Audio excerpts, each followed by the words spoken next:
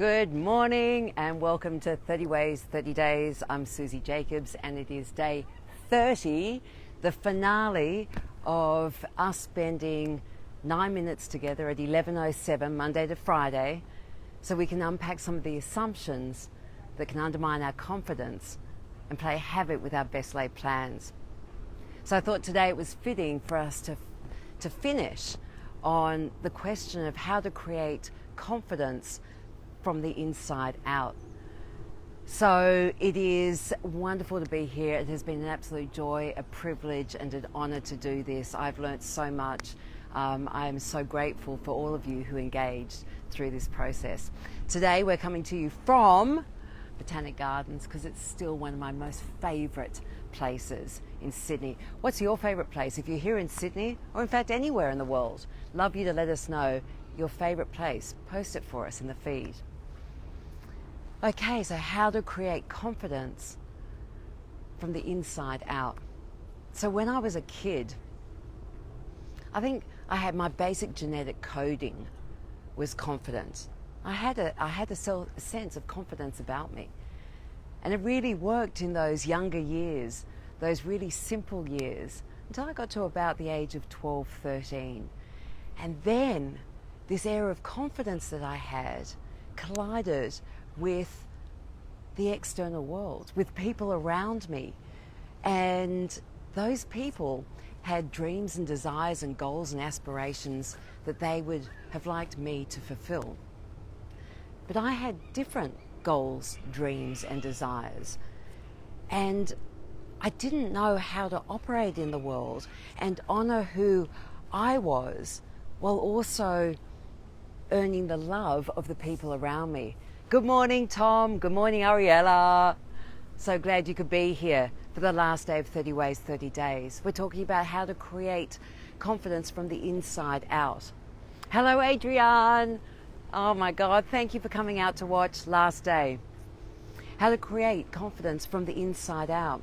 I was saying that I think I had my basic genetic coding was to be optimistic and confident. And when life was simple in those first years up until about the age of 12, it kind of worked.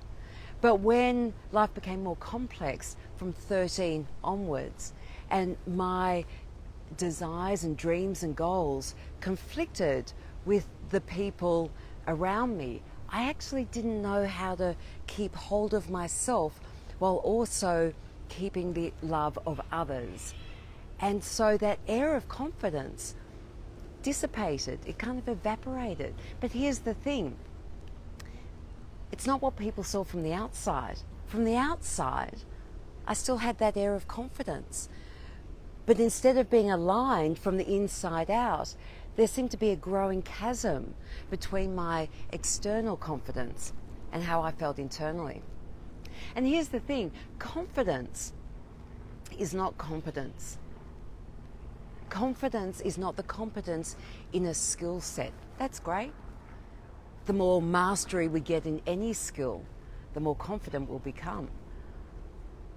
But it's not confidence from the inside out.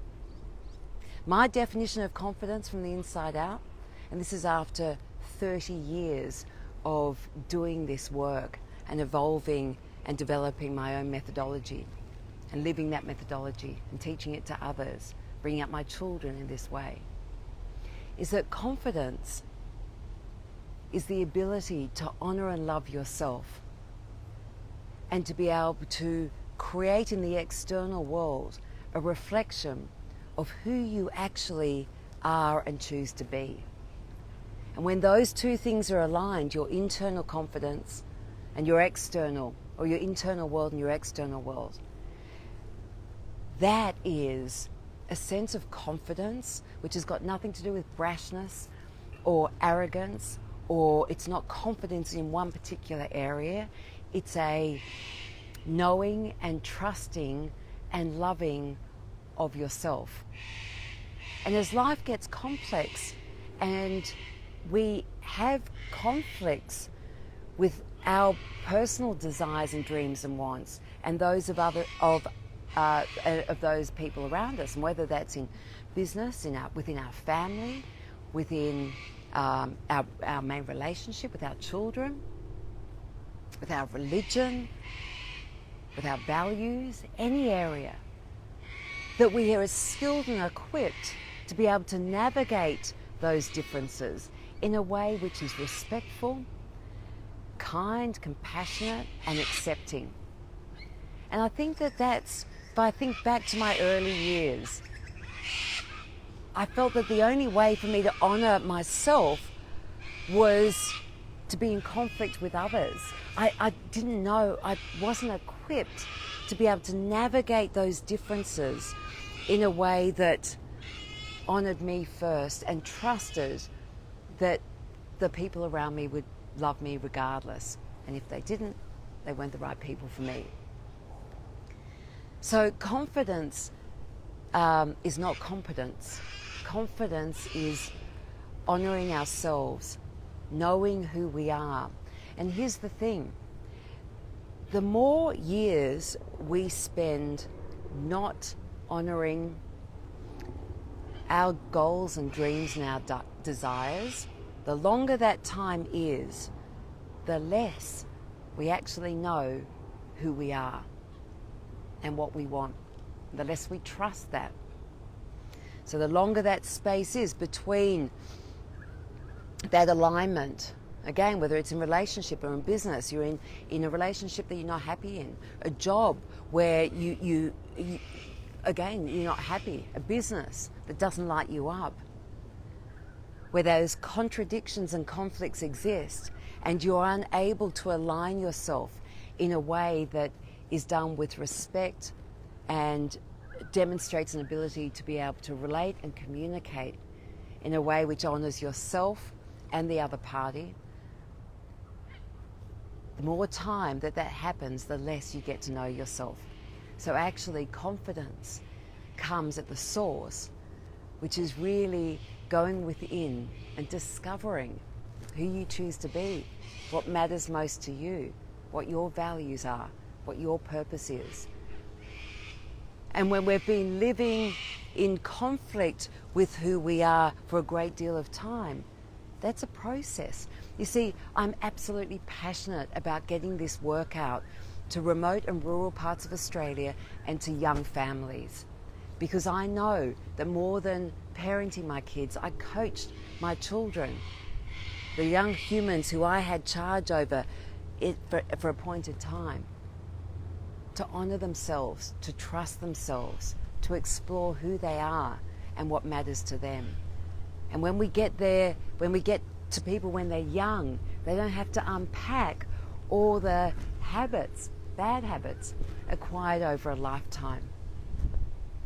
So creating confidence starts with knowing who you are, and that's an exploration and it's a choice. And when you get there and you find that and you start living as that, you will see that your external world begins to reflect your internal world. And it's not as I said, it's not a brash confidence and arrogance. It's just this gorgeous sense of knowing and trusting and loving who you are. So, all the assumptions that we have about confidence, unpack them, discover who you are, and then go reflect that out there in the world. So before we wrap up, I just want to say thank you again. It has been an absolute joy. It has been an experience for me to be able to put myself under, give myself structure and the discipline, and to take the action to come live to camera for 30 days, for 9 minutes, to share our content and what we're up to in the world with people, and to build a level of mastery in doing that, and confidence and competence in a particular skill set. And while doing so, adding value, I hope, to the people who were able to join us throughout the journey. So we will come back to you with something else. We're still working on that. It will be, we will notify you here. In the meantime, you know where to find us, susiejacobs.com. It's been a joy. And on that note, I want to thank you and say goodbye. This is the final of 30 Ways, 30 Days. Thank you to my team. Thank you to our audience. Thank you to all of you. Bye for now.